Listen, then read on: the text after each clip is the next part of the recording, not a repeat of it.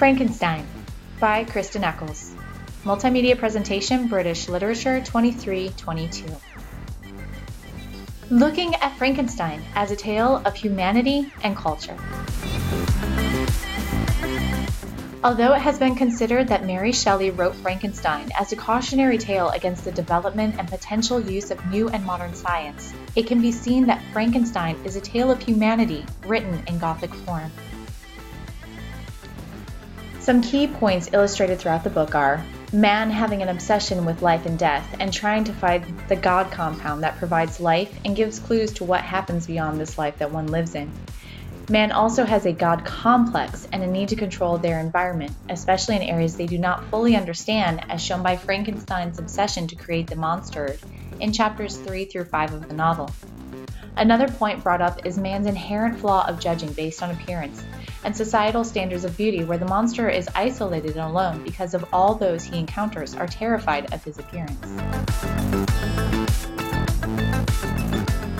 To begin with humanity's reactions in an image-based society, the monster, while in the novel is articulate and thought-based, is also essentially stuck as an undeveloped being in an infant state. As it had no one to guide its emotions and understanding of the world it lived in, it was stuck in perpetual infancy and is controlled by its juvenile reaction that a rational person would not. A perfect example is the random strangulation of its first victim, Victor's youngest brother William. The creature's undeveloped empathy then has him place a locket in the pocket of Justine, who is then condemned to death after a false confession, in his effort to evade responsibility, much in the same manner that his creator had ran away from him.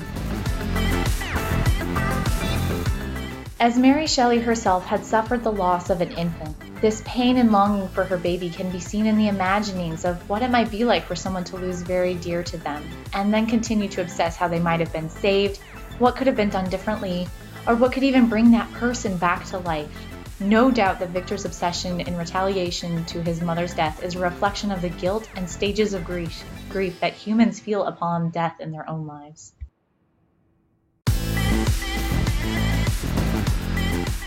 Stephen Lehman writes in his article, The Motherless Child, that Frankenstein is about the problematic nature of knowledge. So what is done with this knowledge in Frankenstein? With his obsession of creating life, Frankenstein allows himself to become swallowed by the work. There is an interesting combination of the God complex, where he is intent on mastering the mystery of the heavens and creation of life. There's also narcissistic tendencies, as he feels himself to be higher in critical thinking and observation than others, while he also displays humanistic nature by running away from that which terrifies him in effort to avoid responsibility for his choices. Also, in a curious note, there is the possibility in his God complex that he is feeling his inadequacies as a man that cannot bring forth life himself, which helps fuel his desire to create life from nothing. While it is true that by the end of the novel Frankenstein has realized he needs to take ownership of his monstrous creation, he spends almost the entirety of the novel running away from it at intervals when he feels it approaching again. This is a direct reflection of man's fear of facing their consequences and trials. Whether these present themselves as external conflict or inner demons, the monster is a representation of those personal conflicts that continue to appear again and again until they are finally faced head-on. Another way to tell that Frankenstein is a tale of humanity as opposed to one of scientific warning is simply by the lack of actual writing about scientific discovery or modern technologies. Victor himself states near the beginning of the book that he was not drawn in by the new and modern sciences, but rather towards the metaphysical and trying to understand the relation between heaven and earth and trying to understand the stars. This would be on chapter 2, page 14. Coming back to the understanding of Frankenstein as a tale of humanity and culture, Melissa Bloom-Bissonnette writes in her article that the word monster incorporates Old French and Latin words meaning to reveal or display.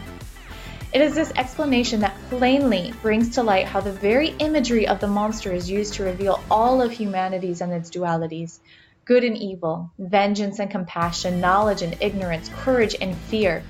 It as well shows man's uncertainty of the future, which the creation of the monster embodies. When Victor refuses to build a mate for the creature, he tears it to pieces because he realizes that, quote, she might become 10,000 times more malignant than her mate and delight for its own sake in murder and wretchedness.